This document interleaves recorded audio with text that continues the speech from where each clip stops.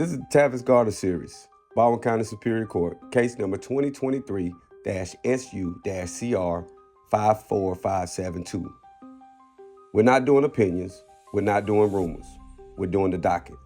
Breakdown time. But before we do, this episode is brought to you by Tent Genius. Forget boring windows. Transform your car, home, or office with Tent Genius, Atlanta's #1 choice for same-day appointment, fast service, and top-of-the-line window tinting, PPF, and ceramic coating. Whether you're cruising in style or protecting your investment, they got you covered. Upscale waiting room, complimentary refreshments, online scheduling, and a lifetime warranty on their work. Located at 1947 Highway 42 North in McDonough, Georgia. Open Monday through Friday 9 to 6 and Saturday 9 to 4. Call them up at 678-609-6005 or visit them on tentgeniususa.com. Tell them New Media sent you. Now let's get into it. All right, the offense date starts on June 17th, 2023. By June 19th, time credit clock starts, meaning custody is in play. On June 22nd, defense counsels enter an appearance and files a non-waiver notice, basically planting the flag we're preserving rights and protections from day one. Now keep in mind, we've seen this time and time again on the Georgia Railroad. This particular motion does not start the speedy trial clock. This just identifies that you reserve your rights. Now this doesn't mean that you're exercising your right. And this is something New Media have seen time and time again, where public defenders are putting this motion in, but it does nothing effectively to force the state to take you to trial. Keep that in mind. Reserving your rights or not demanding your rights. It's called a speedy trial demand for a reason. You have to demand it. It is not implied. All right? All right. Early July, the paperwork starts stacking. Warrant activity, tracking sheets. Then July 10th, just actually 4 working days from the time of the warrant, an indictment lands.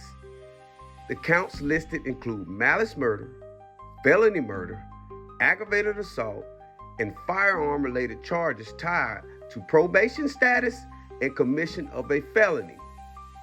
That's not a light file. That's a case that the state is prepared to take all the way. Now, keep in mind, this is only 4 working days after the warrant is served on July the 3rd. July 4th is a holiday, and the next 4 days before the 10th is all they have to land a true bill of indictment. Now, looking at many dockets that we've looked at in the last few months, I have yet to see an indictment come back so fast, and especially with some of the heaviest charges that can be charged throughout the state of Georgia. All right? Now, on August the 18th, 2023, a not guilty plea is entered. September 1st, defense selects reciprocal discovery, meaning show us what you got. We're doing this by statute, and by September 19th, the state is already providing additional material. Translation evidence is moving and both sides are building, right? Now, from this point forward, from 2023 to 2024, the docket shows the case being pushed through the machine, calendar calls, trial and plea date notices, printed notices to the bondsman and counsel, different judges listed on different settings. That's what a live Superior Court case looks like. It's not dead. It's rotating, waiting for a real trial posture, right? Now, then April 10th, 2024, the case takes a turn. Defense files a motion for mental evaluation. The next day, April the 11th, the court orders an evaluation for competency and criminal responsibility. Now, a little over a month later, on May 15th, 2024, the judge seals the mental competency evaluation. Sealed mean is not just sitting out on the open record, it's treated as sensitive. Then later on February 5th, 2025, another order seals an addendum to that competency evaluation. So we're not talking about one quick checkbox. The docket shows follow-up activity. All right. Now let's pause there for a minute because they did not want the jury to hear this. They did not want the client to hear this. They didn't want anybody to know what was in that mental evaluation. And that is key when you're talking about a defendant who has a history of mental illness, a history of it. And now you're telling me at the face of a malice murder, felony murder, firearm possessions, that you don't want to disclose what was found in the mental evaluation? That is very interesting, right? Then on February 12th, 2025, the trial is specifically set, right? The paperwork you saw sets jury trial to begin May 5th, 2025. That is the court saying, we're not just calendar calling this anymore, we're setting the date. In early April, the docket prints a true calendar notice tied to the April 23rd, 2025, right?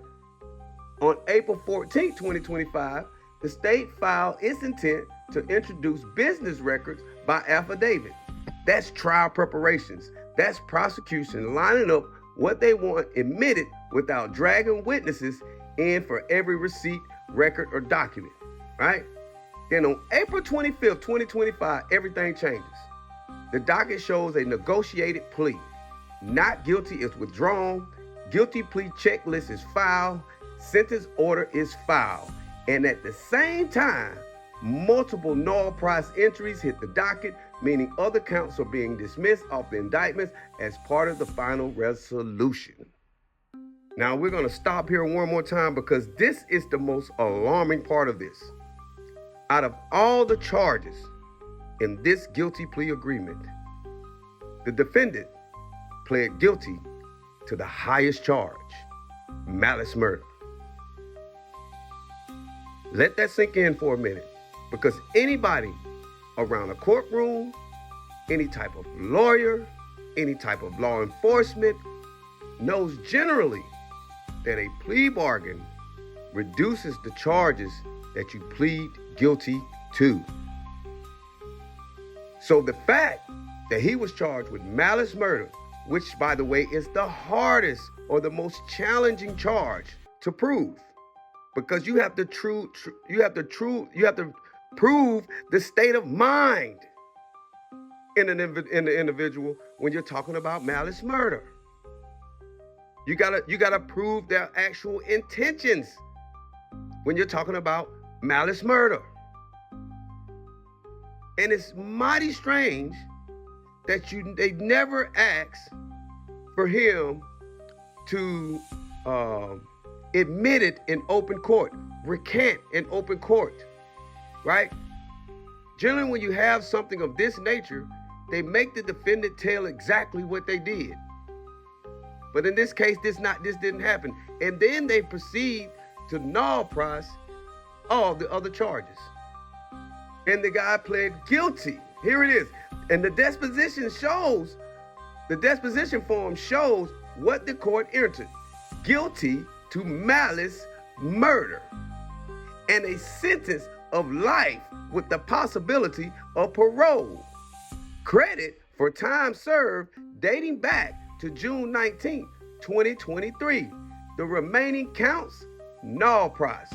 So when people ask what happened, this is what the docket shows. Not what somebody said, not what somebody heard, not what somebody posted. The record. And the record tells the story. If you want timelines like this, drop the case number. If you're in the case, pull your docket. I'm Lamar King Sr. This is New Media, where we read the record line by line. And again, this episode is brought to you by Tint Genius. If you're in Georgia and you want premium tint, PPF, or ceramic coating done right, same-day appointments, lifetime warranty, pull up at Tint Genius, 1947 Highway 42 North, McDonough, Georgia, 678-609-6005, tintgeniususa.com. Support the business and support real media. I'll see you on the next breakdown. New Media out. Be great today. Peace.